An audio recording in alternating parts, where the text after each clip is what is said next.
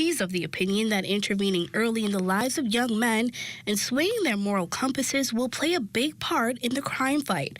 And to this end, he gives members of the police force this charge. And so what we need from you is for you to become more engaged with our plans to prevent gang recruitment and youth involvement in crime. As it is also vitally important that you build trust with communities you work in, we want you to be mindful to provide a positive policing response to those communities in order to protect them from crime. With a high degree of trust in place, people are more likely to confide in you information which can help to prevent crime. Now, the Prime Minister also revealing that his administration for the past few months have been strategizing and putting together a, quote, whole government approach to crime, and there will be more to come on that in the next coming weeks. For the Bahamas Tonight, I'm Antoinette Smith. 16-year-old teen girl becomes the 8th homicide victim Saturday, with police combing the Sampson Street area, hopeful to discover more details regarding the shooting. Officials suspect one or more individuals were involved. Lloyd Allen has more. It was shortly after 11 p.m. Saturday when residents along Sampson Street, located Nassau Village, heard a number of shots. Police later confirming this as the 8th homicide in the country over the past 6 days. We received a call shortly before midnight. Information received is that a 16-year-old teen girl was inside her residence. She was reportedly charging her phone when some unknown person or persons fired gunshots into the home. Chief Superintendent Christlyn Skippings explaining that while there were a number of other persons in the home at the time, the teen girl was the only person shot, with those wounds proving fatal. We are investigating, and again, we make an appeal to members of this community who may have seen or heard something. You may have seen someone running from the area. You may have heard some talking. We're asking you to kindly reach out. Extending condolences to the family of the victim, Officer Skippings also reinforcing the police force's mandate to protect and serve, as a number of persons have been interviewed regarding this latest incident. We will continue with our saturation patrols. We will continue to remain visible in all of the communities. We will continue with urban renewal and our officers on foot patrol in the various communities. We will continue with our mentorship programs to ensure that we reach the younger generation, to ensure that we provide them with a viable option. On Monday, Commissioner Fernando will hold press briefing, and he will update you as it relates to these recent incidents that have occurred in the country. Now, it was at this home right behind me where police say they discovered the body of that 16-year-old girl. And as investigations continue, Officer Skippings reminds that several operations remain ongoing to increase security and safety across the country. Reporting from the Nassau Village community, for the Bahamas Tonight, I'm Lloyd Allen. Lloyd Allen on the story tonight. Well, 31 officers who died on the line of duty remembered at the Royal Bahamas Police Force headquarters Sunday morning. Commissioner of Police Clayton Fernando, the Royal Bahamas Police Force Dependents Trust Chairman Clifford Johnson, and family members of the fallen, among those laying wreaths at a monument erected in the memory of the departed. A series of salutes played by the Royal Bahamas Police Force band could be heard throughout the emotional ceremony. The yearly Garden of Remembrance service precedes the force's annual church service. Well, a scare Western Air passengers in the sky. That and more after this. The Pope Conference returns January 10th through 14th with special guest speakers Bishop Lambert Gates from Indiana, Indianapolis. Bishop Rudolph McKissick from Jacksonville, Florida. Pastor Tolan Morgan from Detroit, Michigan. And from Washington, D.C., Minister Stephen Hurd. Special guest artists include Miranda Curtis, Melvin Crispell III, Leandria Johnson, and our special guest for a midnight pop-up, Todd Galberth and Ty Trebek. Pop Conference 2024. See you there. This portion of the news is brought to you by Folk Call Smart Pass, the smart way to pay at the pump. Welcome back, and thank you so much for staying with us. A banner year for the Nassau Cruise Port. The seaport welcoming over 4 million passengers by means of 1,210 vessels for 2023. In a press statement issued today, the company says the figure represents a 14% increase over the previous record set in 2019, highlighting the impressive growth of the port and its vital role in the growth of the Bahamian tourism industry. CEO of the Nassau Cruise Port Limited, Mike Mora Jr., applauding key players for their support while expressing anticipation for further growth. He noted that this figure contributed significantly to the historic 9 million plus visitor arrivals that the Bahamas recorded last year. Officials preparing to welcome 5.6 million passengers this year, positioning the Bahamas as the premier cruise travel destination in the region. Other news for you tonight: an emergency landing procedure scaring scores of Western Air passengers on board Flight 715 from Nassau to Freeport Saturday afternoon. President and CEO of Western Air, Rexy Roll. Essentially, it was a scheduled flight between Nassau and Grand Bahama, and the captain was preparing for landing as usual when he noted a gear indication light came on. He then requested to ATC to re-enter the holding pattern as he completed his emergency checklist. And once they completed the checklist, they noticed that the indication light remained on. And so at that point, just simply in an abundance of caution, he decided to inform the passengers and to declare an emergency status. It's important to note to the passengers and to the flying public that the crew must follow their standard operating procedures, which they did here. And essentially, once an emergency status is declared, certain exercises must be done, including requesting brace positions as what may be seen in the video. Roll says the crew followed the correct safety procedures.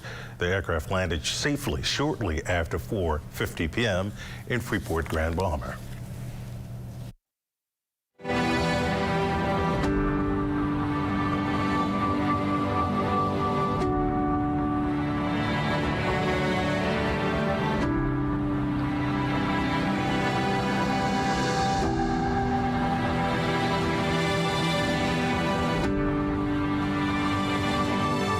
Local attorney Reynard Rigby reflecting on the significance of majority rule.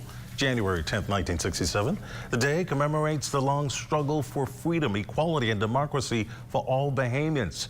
Rigby says while the event represents a transformative moment in Bahamian history, there must be a renewed focus towards economic independence. The gap in the poverty is still too wide. There are far too many Bahamians who are still struggling to put basic necessities on the table for their families. There are far too Bahamians who are still stuck in poverty, caused by a myriad of issues.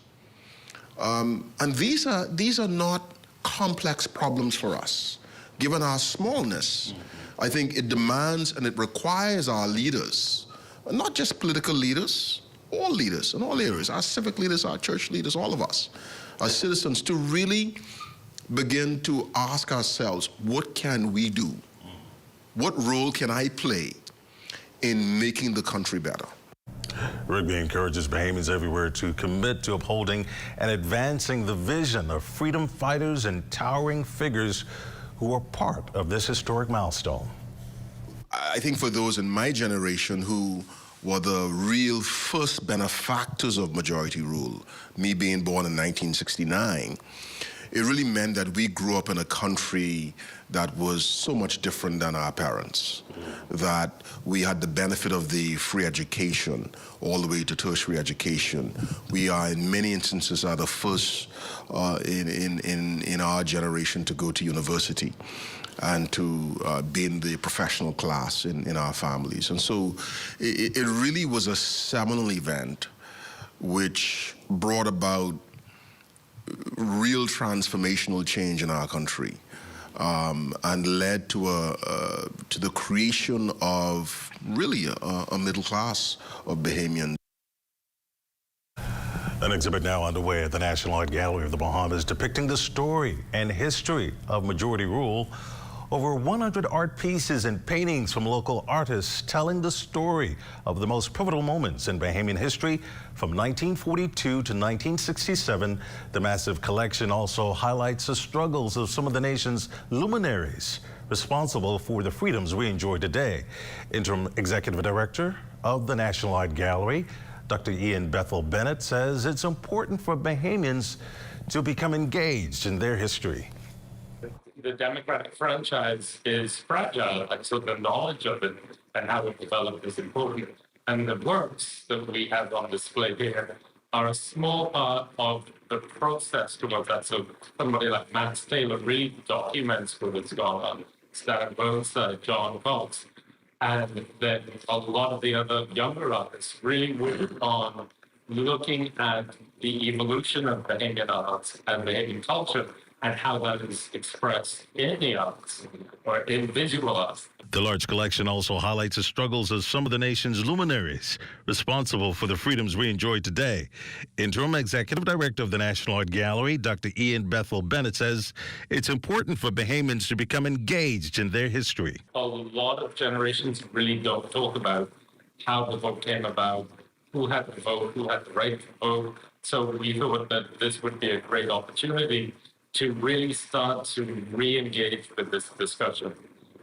The art show, or the exhibition really looks at, starting in 1973, but way before 1973, and the development of the arts in the Bahamas and colony prior to independence. So it's not just 73 forward, it's back as well.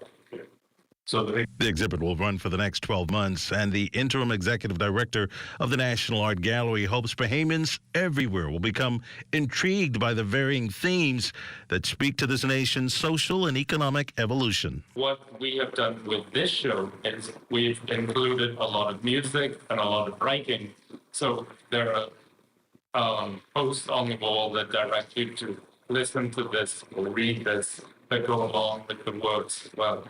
One of the big points, I think, is the way that Bay Street has evolved or devolved over the years. So you have the Royal Victoria Hotel and its demise and how important it was to tourism in the Bahamas. The Traffic Division of the Royal Bahamas Police Force advising the general public that on Sunday, January 14th, 2024, between the hours of 5 a.m. and noon, to facilitate the annual Marathon Bahamas, the following roads will be closed to the motoring public. West Bay Street between Nirvana Beach and Marlborough Street, Marlborough between West Bay Street and Navy Line Road, Bay Street between Navy Line Road and Montague Beach, all side streets with access to West Bay Street and Bay Street. The public is further advised that the southern side of West Bay Street's dual carriageway between Prospect Ridge Road and Sandyport Bridge will be converted into two-way traffic traveling east and west. No vehicles will be permitted to travel along these roadways until after the completion of the race. All local traffic in the affected areas will be detoured, as it is anticipated that over 800 persons will be participating in the race. Hence, persons having to travel in the affected areas are to do so with extreme caution and care. The police and organizers are committed to ensuring that all residents and employees have convenient access to their homes and workplaces. There will be police officers and signage available to provide assistance, guidance, and access. The Royal Bahamas Police Force apologizes for any inconvenience caused. In case you missed the news or want to stay ahead, subscribe to our YouTube channel or follow us on X, TikTok, Instagram, or Facebook. Good to grow, keeping you in the know, keeping you in the know. God, it's good enough to eat, then it's good to grow. It's good enough to eat, then it's good to grow. As we embark on a new year, the pursuit of personal goals such as weight loss or financial freedom often takes center stage in our thoughts. In this episode, we present an idea that could potentially aid in achieving one of these aspirations, starting a cooperative. Meet Egbert Mullings. He's the acting director of the Department of Cooperative Development at the Ministry of Agriculture and Marine Resources. A cooperative is a group of 10 persons that come together who share the same common values and goals in order to financially empower themselves. So how can Bahamians benefit? There's a low startup cost in starting a cooperative. The members of the cooperative, they can become financially empowered through profit sharing and distribution. All members of the cooperative have equal voting rights, which means that don't care how much money you have as a member, you only have one vote. So more or less, there is no bullying in the cooperative. Another benefit is that all cooperative members share the same common goals and same core values, and they share the same vision. So when you are in a cooperative, all of the members are focused on doing the same thing, and they're strategically going in one direction. So if this sounds like something you'd be interested in, here's how you get started. In order to start a cooperative, you need 10 members. And these 10 members form the basis of what we call a steering committee. And if there are 10 members, 3 of them form the introduction to become supervisory committee members, and the other 7 become the board directors. Once the board directors is set in the steering committee, those 7 members, they actually go and develop a business plan for the cooperative. And then they also develop the bylaws, which is the rules and regulations that govern how cooperatives are function. Once that is completed, then they would complete an application form along with $25 application fee, and they would submit it to the office of the director. Once the director takes a look at the application and everything is in order, within 3 business days, a certificate of registration is issued. And the persons within those 10 persons now form an actual cooperative. Mullings adds that the cooperative does not have to be limited to the agricultural industry. As long as the idea is a legal idea, any type of business you can dream about, you can form and start a cooperative. Keeping you in the know with Good to Grow, I'm Leah Cooper. In the Yellow Elder Garden, Allie and her cousins listened to Grammy share tales. The 70s so sweet, with themed costumes and dancing feet. Then came the brass, reaching new heights, a symphony of Bahamian nights. The 2000s, the Yellow Elder, a symbol of pride. Grammy's legacy in view as Allie dances in her Yellow Elder costume. We are alive. This is ZNS Total Sports. Welcome to your Sunday Sports, everyone. I'm Amajal Knowles, topping sports. Beeman Collegiate hooper A.J. Storr continuing his strong season in Madison, helping lead the Wisconsin Badgers to a win against the Nebraska Cornhuskers yesterday. Final score 88-72. Storr chipping in with 10 points in the victory as they would improve to 11-2 on the year. This is Wisconsin's second straight 3-0 start in Big Ten play.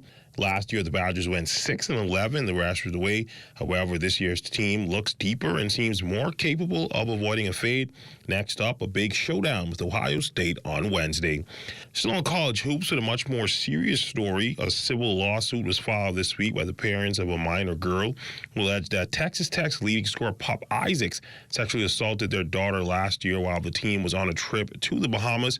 Of course, the team participating in last year's Battle for Atlantis tournament. The suit alleges that the girl was 17 at the time of the incident and that she was intoxicated, thus unable to give consent. The family is seeking $1 million in damages. ZNS Total Sports team reached out to officials from the Atlantis Resort who indicated that no comment would be given at this time. From the NBA, Bahamian basketball star DeAndre Ayton has no timetable for his return as he has been out the past 7 games with a lingering knee injury. But head coach Chauncey Billups expressing optimism that the 25-year-old could rejoin the team on the upcoming road trip. Portland's upcoming slate features a showdown against the Knicks on Tuesday, followed by a back-to-back Thursday and Friday against Oklahoma City and Minnesota. Aiden's ongoing battle with right knee tendonitis has sidelined him for 10 of Portland's last 16 contests. He will miss his 7th consecutive contest tonight against Brooklyn. The language surrounding his injury doesn't preclude a return in the short term, but management of Aiden's knee will likely be a season-long trend. Aiden's scoring has been down this season, but he's still been averaging a double-double at 13 points and 10 rebounds. And that's been looking at sports on this Sunday. I'll check on weather when we return. This is ZNS Total Sports.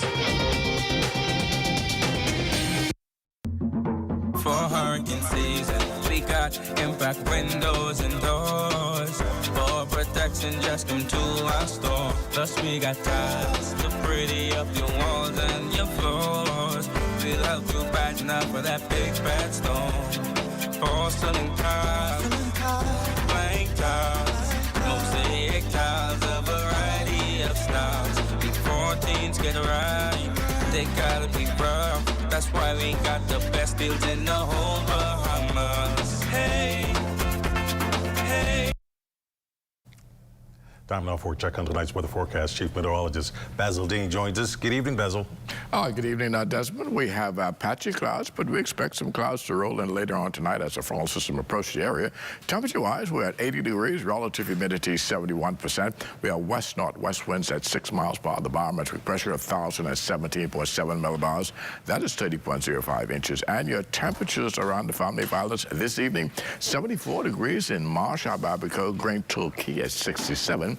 67 also in Freeport, Grand Bahama, the Berry Islands at 75, Isle Sound, Bimini 71 degrees, 85 in Fresh Creek, Central Andros, Harbor Island 80 degrees, in Rock Sunny Lutra 81 degrees there, 87 in Black Point, Exuma, Otterstown, Cat Island 81, 87 in Camps Bay, South Andros. As we take you further south into Georgetown, Exuma, they have a temperature of 83 degrees, Rum Key in San Salvador 81, 83s again in Ragged Island, Cloudstown, Long Island, and Crooked Island, Betsy Bay, Maguana 82, Acklands 82, Matthewtown in Agua at 80 degrees, and the Turks and Caicos Islands 81 degrees. And your boating forecast tonight in the northwestern islands, northwest to west winds, they're going to be around 12 to 18 knots, and the wave heights 3 to 6 feet. Your low tide will take place at 10:17 tonight in the central and southeastern islands, south to southwest winds at 10 to 15 knots, and the wave heights 2 to 4 feet. Now tomorrow, Monday, those winds will roll around towards the northeast to east, picking up in speeds further 15 to 20 knots, wave heights building 4 to 7 feet. So caution flags will be in place through tomorrow for all areas of the Bahamas. Now, your low tide tomorrow, that will occur at 11:25 in the morning with a high tide at 5:04 in the afternoon. And then your satellite pictures, it's showing a prefrontal trough moving through the extreme northwest Bahamas. That will increase the cloud cover over the course of the night with 1 or 2 showers as well. Behind that, the front still over northern Florida. That will slowly sink towards the south, and these will go through late tonight or during the morning hours. That too will bring with it perhaps some showers and a nice slight cool down behind that. Tonight, considerable cloudiness, a bit breezy, a low temperature, comfortable 68 degrees. And tomorrow we're looking at considerable cloudiness again as the frontal system remains over the area. Breezy, not as warm with a couple showers near the frontal boundary. The high temperature tomorrow should climb up to 76 degrees. And your extended weather forecast, a little cloud cover through Monday. The sun comes out. On Tuesday, we have another frontal system comes in here on Wednesday. That will raise the temperatures temporarily, and then we'll start to see a slight cool down as we head back into the weekend. Desmond? Thank you, Basil. Looking pretty good. And finally tonight, let's take a little bit more time here to take in some Junkanoo. It's been a wonderful season overall, but an especially great time for the winning Shell Saxon Superstars. Corville Pyfrom recaps the celebrations in this weekend's Rewind. Hey, Happy New Year again. This weekend, we give it all to Junkanoo. What a celebrating time it was. This visitor from Mississippi had the right idea all along. It was his first time at Junkanoo, but he's got the vibe completely down pat. We're going to party from sunup to sundown. Junkanoo electrified Bay and Shirley streets, and you felt it everywhere. Let's hear some of that good stuff.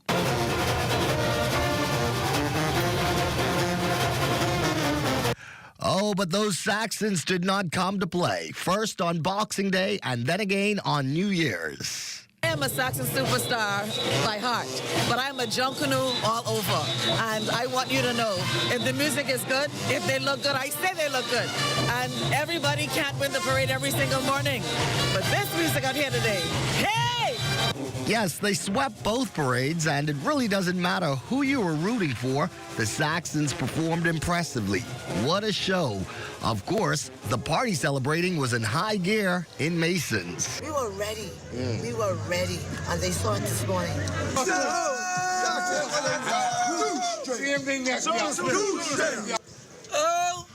we are the champions. And of course, Reggie had to do his thing on Bay as well. When they going on Bay skis, they had to cut the downs, man. You know, they had to cut the downs on Bay skis, so you know that won't go all over for me.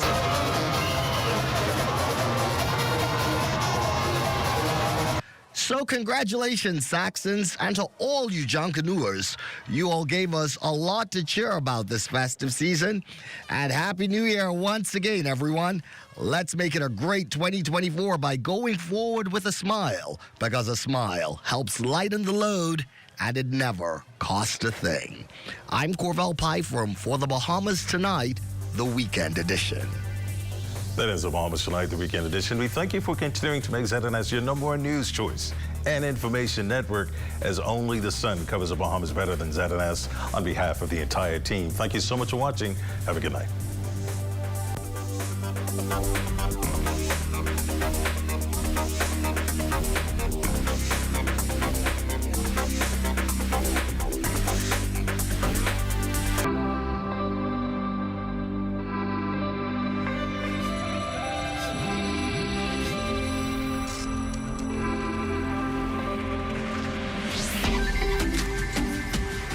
You're watching the ZNS Network, the People's Station.